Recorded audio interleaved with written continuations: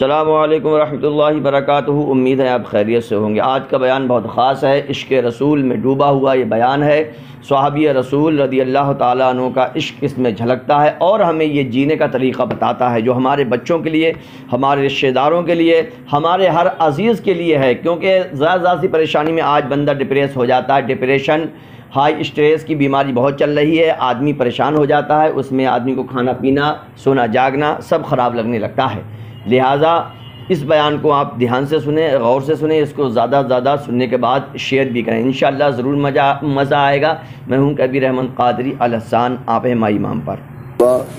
یا نبی اللہ حبیب اللہ صلی اللہ تعالی علیہ وسلم، صلاۃ و سلام علیک رسول اللہ نبی اللہ حبیب اللہ۔ آج ہم آپ کے سامنے حضرت سعد الاسود کا عشق رسول بیان کریں گے۔ ایک صحابی رسول ہے، حضور صلی اللہ تعالی علیہ وسلم کی ظاہری زندگی کا ایک واقعہ ہے۔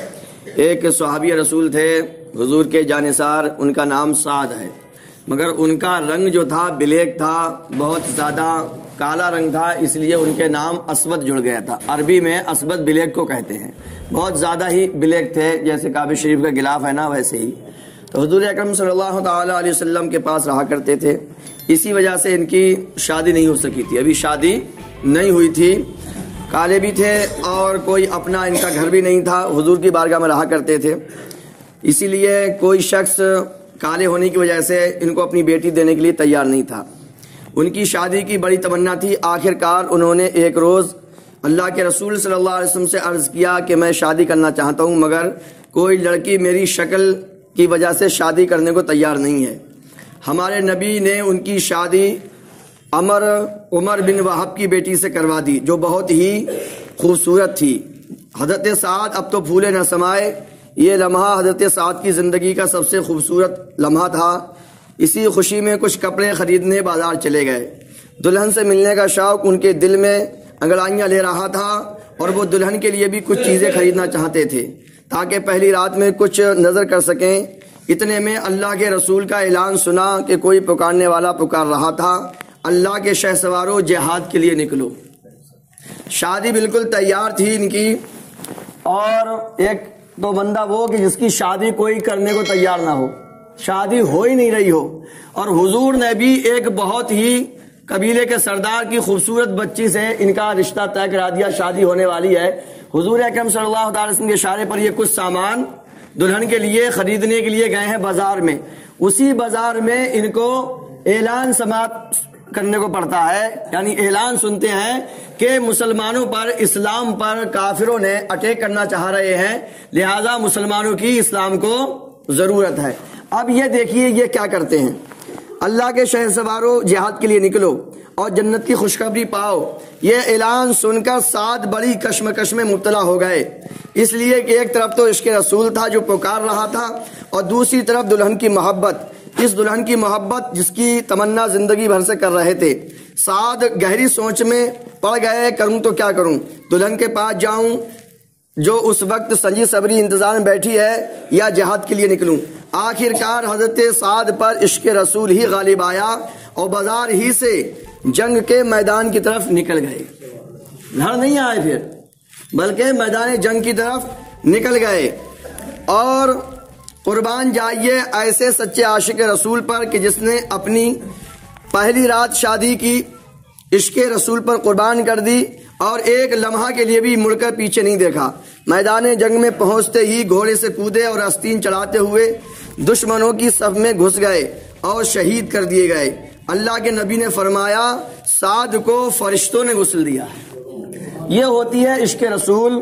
تو مسلمان جو ہے اس کے سارے کام اللہ و رسول کی رضامندی کے لیے ہوتے ہیں، اپنی خواہش کے لیے، اپنی من کے لیے یہ کچھ نہیں ہوتا، ان کے سارے کام اللہ و رسول کے لیے ہوتے۔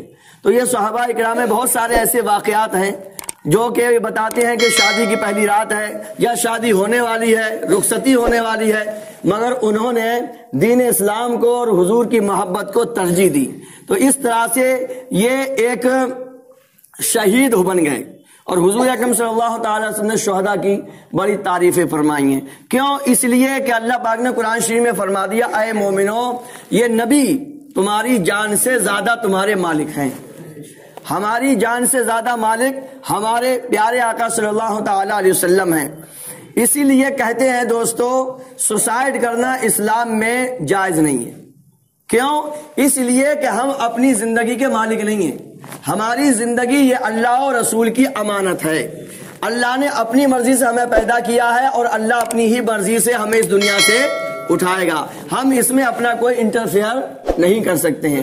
اسی لیے مذہب اسلام میں خودکشی کے معاملات بہت بڑھ رہے ہیں، سمجھے، آتم ہتیا بڑھ رہی ہیں، تو کسی بھی مسلمان کے لیے جائز نہیں ہے، بلکہ حضور صلی اللہ علیہ وسلم نے فرمایا بندہ جو جیسے کر کے مرے گا اس کو قیامت تک وہی عذاب ہوتا رہے گا۔ یعنی اگر بندے نے کہ آتم ہتیا کی زہر پی گئے تو جہنم کا زہر اس کو پلایا جائے گا، مرے گا پھر جیے گا، مرے گا پھر جیے گا، مرے گا پھر جیے گا۔ کسی نے پھانسی کھا لی تو جہنم میں اسے پھانسی لگے گی، بار بار پھانسی لگی، مرا پھر جیے گا، مرا پھر جیے گا، یہ تکلیف اس کو، یعنی جیسے مرے گا آدمی خودکشی کرے گا وہی عذاب اس پر لگاتار ہوتا رہے گا۔ ایک حضور کے زمانے میں بھی کسی نے خودکشی کی تو حضور صلی اللہ علیہ وسلم نے پھر ان کی نماز جنازہ نہیں پڑھی۔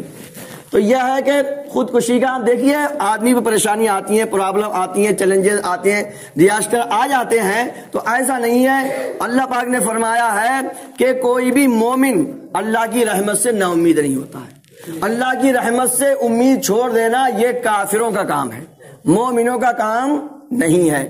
ہمیشہ ہمیں اللہ تبارک تعالیٰ کے سے آس لگائے رہنا چاہیے۔ پریشانی آتی ہیں اور چلی جاتی ہیں، کیونکہ شام کو سورج ڈوبتا ہے تو سورج مر نہیں جاتا ہے، صبح کو پھر نکلتا ہے۔ اسی طرح سے آدمی پر غم کی شام آتی ہے، پھر امید کا سویرا بھی نمودار ہوتا ہے۔ تو اس طرح سے ہمیں اپنے آپ کو، بچوں کو، دوستوں کو سمجھانا چاہیے۔ اگر کوئی ہمارے آس پاس کوئی ڈپریشن میں ہے تو ہم اسے سمجھائیں، امید دلائیں۔ ہم ہوپ لیس نہیں ہونا چاہیے، ہمیں امید نہیں چھوڑنا چاہیے۔ اگر ایک سوئی کی نوک کے برابر بھی کرن ہے تو وہ بہت بڑی کرن ہے۔ ہماری زندگی اللہ کی امانت ہے، رسول اللہ کی امانت ہے۔ ہماری زندگی کو ہم کو اللہ اور رسول اللہ نے خرید لیا ہے، تو ہمیں اپنے اوپر کوئی کنٹرول یا اپنے اوپر ہمیں کوئی اختیار نہیں ہے۔ ہم اپنے آپ سے اپنی زندگی کو ختم نہیں کر سکتے۔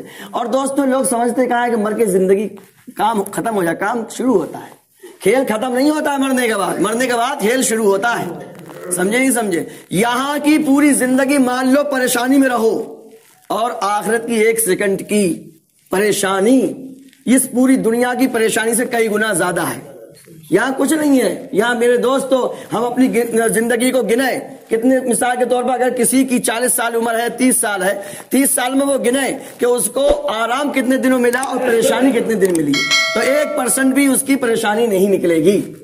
تو ہمیں اللہ تبارک تعالیٰ کے حکم پر راضی رہنا چاہیے کہ اللہ جو تیری مرضی ہے، جو تیرے رسول کی مرضی ہے، ہم اس میں راضی ہیں۔ تو جو تیری مرضی جیسا چاہے خوشی میں رکھ، چاہے غمی میں رکھ، ہم جو تو جس حال میں رکھے گا ہم اس حال میں راضی ہیں۔ اسی کے ساتھ بیان ختم ہوتا ہے۔ اللہ پاک کی ہمارا بیان قبول و مقبول۔